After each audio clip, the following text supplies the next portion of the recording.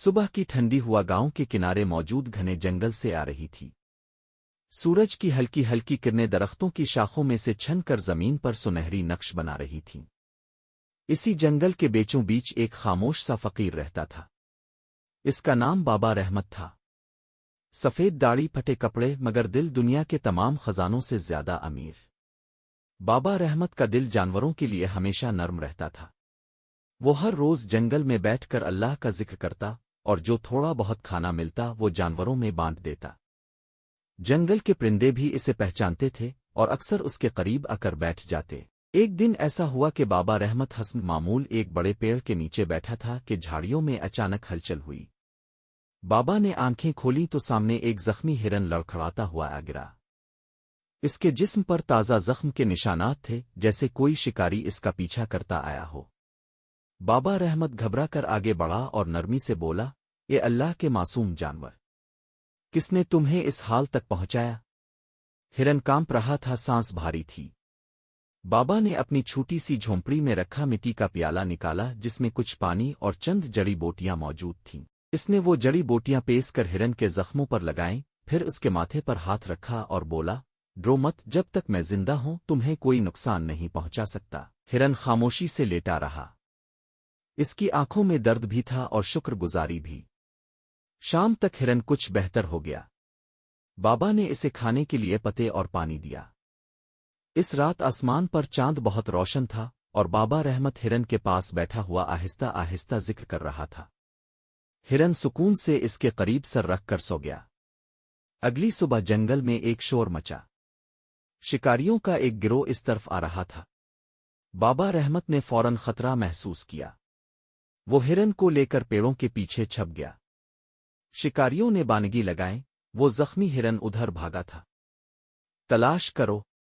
بابا کی دھڑکن تیز ہو گئی۔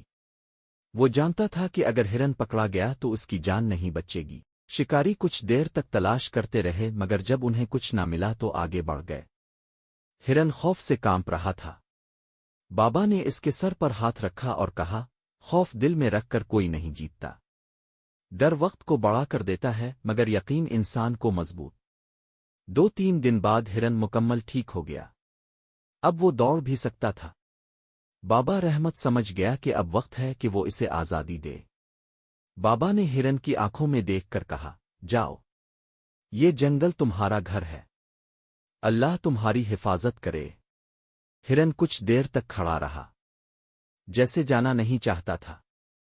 اس کی آنکھوں میں محبت، شکر اور جدائی کی نمی تھی۔ پھر وہ آہستہ آہستہ مڑا اور گھنے درختوں میں غائب ہو گیا۔ بابا کے دل میں عجیب سی خاموشی چھا گئی، مگر وہ خوش تھا کہ اس نے ایک جان کی حفاظت کی۔ کچھ مہینے گزر گئے۔ ایک رات طوفانی بارش ہو رہی تھی۔ آسمان میں بجلی گرج رہی تھی۔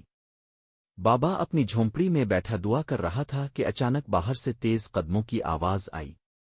بابا نے دروازہ کھولا تو حیرت میں پڑ گیا، سامنے وہی ہرن کھڑا تھا، مگر وہ اکیلا نہ تھا۔ اس کے ساتھ اس کے 2 بچے بھی تھے۔